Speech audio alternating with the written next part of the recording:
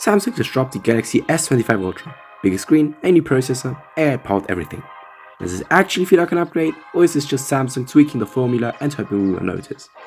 Today, we're going deep. Performance, battery life, display, cameras, everything you can imagine, just to see if this is truly an upgrade, or just another yearly refresh. By the end of this video, you'll know exactly whether you should upgrade or save your money. Let's get started. Cameras. One of Samsung's biggest selling points. So, what's new? The ultra-wide lens got an upgrade, from 12 megapixels on the S24 Ultra to 50 megapixels on the S25 Ultra. Sounds massive, right? Well, let's talk real-world results. I mean, yes, technically the new ultra-wide lens captures more detail, but unless you're zooming in on textures, the difference is almost invisible. The 200 megapixel main sensor, identical. The 5x periscope zoom, the same. Samsung made some minor tweaks to image processing so that colors are a bit more natural, shadows are slightly better handled, but these differences are minor. Night mode, both are fantastic with very little difference. If you already have an S24 Ultra, the camera is definitely not a reason to upgrade. Samsung already makes the best smartphone displays, and the S25 Ultra doesn't change that. But does it improve anything? Well, it's slightly bigger.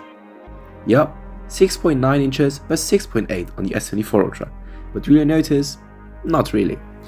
Peak brightness still 2600 nits, resolution still razor sharp, refresh rate still 120Hz LTPO.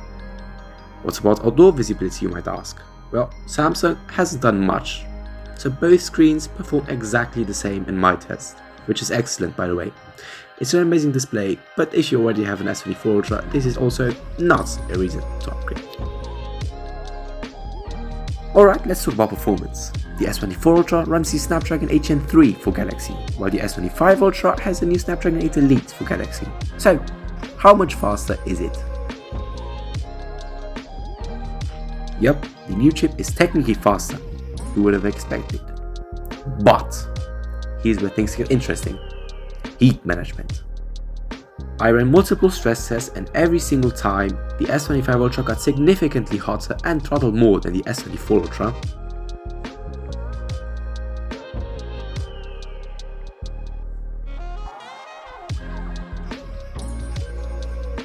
But here's the kicker, in real-world use, you will not see any difference. Even while gaming, both phones feel exactly identical. No extra smoothness, no higher frame rate, just a chip that runs hotter under load. So, while the S25 Ultra is technically faster, in daily use, you won't feel it. Both phones pack a 5000 mAh battery, so has Samsung improved battery life at all? My stress test contains 30 minutes of 4K video playback and then just spamming stress test all over and over and over again until the phones give up. It's kinda sad, but it's certainly the most efficient way to drain phone batteries. Well, seems like the S25 Ultra lasted about 2 to 3 minutes longer than the S24 Ultra. Not a massive jump, but slightly better efficiency thanks to the new chip. Now, what about charging speeds?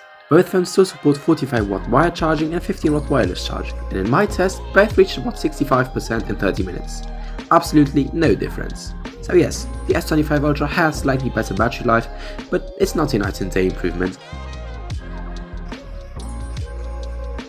Samsung is going all in on Galaxy AI this year. Things like live calls translation, AI-powered photo editing, and AI-generated summaries. But here's the thing. Most of those are coming to the S24 Ultra through software updates. S Pen, no magic wand on the S25 Ultra, aka no Bluetooth. Build quality, slightly around the edges, a bit lighter but nothing major. Software, One UI 7 on S25 Ultra, which does actually feel much better, however is coming to the S24 Ultra very soon. So, if you're upgrading for softer features, just don't. So, here's the bottom line. If you're on an S24 Ultra, there's no reason to upgrade. The ultra-wide camera bump, barely noticeable. The display, practically the same. The new chip, throttles more, gets hotter, and doesn't feel any different in daily use. The only small benefit, a slightly bigger battery life and a little bit more AI. But is that worth spending $1,300? Absolutely not. But, if you're coming from an S23 Ultra or older, the S25 Ultra is a beast. You get a faster phone, a slightly better display, and Samsung's latest AI features right out of the box.